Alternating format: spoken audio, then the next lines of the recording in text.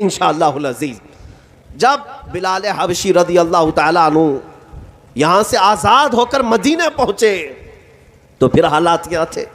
6 سال کے بعد مکہ میں تو مارے جاتے، پیٹے جاتے، آگ میں سلائے جاتے، لیکن حضرت ابوبکر صدیق نے حضرت بلال کو پیسے دے کر خرید کر آزاد کیا، میرے نبی کی غلامی میں رکھ دیا۔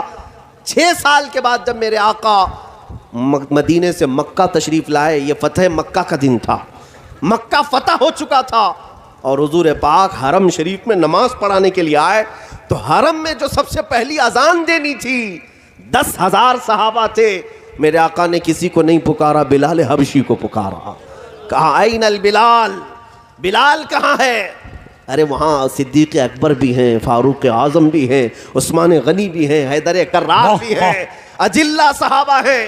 میرے آقا نے بلال حبشی کو بلایا، کہا آؤ ادھر، مکہ فتح ہو چکا ہے، میرے آقا نماز پڑھانے کے لیے جانے والے ہیں، لیکن اذان دینے کے لیے حضرت بلال کو کہا پکار اذان، لیکن کہاں سے؟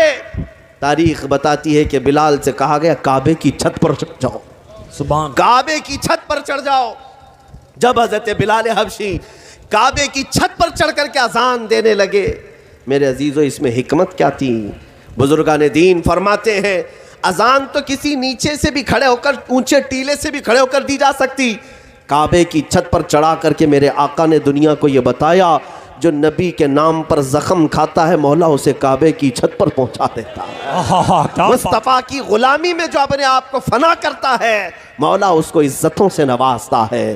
اسی لیے میرے عزیزو آج یہ اسلام نگر، یہ بدایوں کا ایک چھوٹا سا قصبہ، میں نے کبھی یہاں پر آج تک نہ گزر کیا، نہ یہاں آپ سے کبھی ملاقات کی، پہلی مرتبہ، لیکن لوگوں کا یہ شوق، لوگوں کی یہ محبت، ایسا لگتا ہے صدیوں سے ہمارے تعلقات ہیں، پہلے سے ہمارے رشتے ہیں۔ یہ کیوں ہے؟ مجھے آپ جو عزتوں سے نوازے یا مجھ سے قریب ہونے یا ملنے کی خواہش رکھتے ہیں تو اس لیے نہیں کہ کسی جنتا پارٹی کا آدمی آیا ہوا ہے، اس لیے عزت دی جاتی ہے کہ نبی کریم صلی اللہ علیہ وسلم کا غلام آیا ہوا ہے۔ جب تک بکے نہ تھے تو کوئی پوچھتا نہ تھا، جب تک بکے نہ تھے تو کوئی پوچھتا نہ تھا، یا رسول اللہ تم نے خرید کر ہمیں انمول کر۔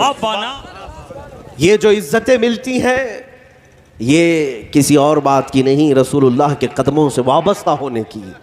عزیزان گرامی، اسلام نگر ہی نہیں، جس علاقے میں بھی گیا میرے آقا کا فیض مجھے سامنے نظر آیا۔ سبحان اللہ۔ نبی کریم صلی اللہ تعالیٰ علیہ وسلم کے لیے اگر کسی جگہ سے بیٹھ کر کے قربانی دینے کی صرف بات بھی کر لو، ارے کرنا تو بہت دور کی بات ہے، حضور کے لیے مر مٹنے کا مقام یہ بعد میں ہے، اگر تم بات بھی کر لو، اپنے جذبات میں تیاری بھی کر لو تو میرے آقا تمہیں اعزاز سے نوازتے ہیں۔ اتنا دیا سرکار نے مجھ کو جتنی میری اوقات نہیں، یہ تو ان کا کرم ہے ورنہ مجھ میں تو ایسی بات نہیں۔ اگر اس محبت کی طرف تم واپس پلٹ آئے تو اپنی عزتیں واپس دیکھو گے، اپنا اقتدار واپس دیکھو گے۔ اقبال نے کہا ہے ان کے جو ہم غلام تھے خلق کے پیشوا رہے، ان سے پھرے جہاں پھرا پھرائی کمی وقار میں۔ ہمارا علاج صرف اتنا ہی ہے، ہمیں کرنی ہے شہنشاہ بطحا کی رضا جوئی، وہ اپنے ہو گئے تو رحمت پروردگار اپنی، کی محمد سے وفا تو نے تو ہم تیرے ہیں، یہ جہاں چیز ہے کیا لوح و قلم تیرے ہیں۔ بس حضور پاک سے وفا کرنا سیکھ جاؤ، نبی پاک کی غلامی میں مر مٹنے کے لیے تیار ہو جاؤ اور میدان میں اتر جاؤ۔ کس بات کے لیے؟ لڑنے مرنے کے لیے نہیں، پہلے تو اپنے آپ کو بدلنے کے لیے تو اتر جاؤ، اپنے آپ کو چینج تو کر کے دکھاؤ دنیا کو۔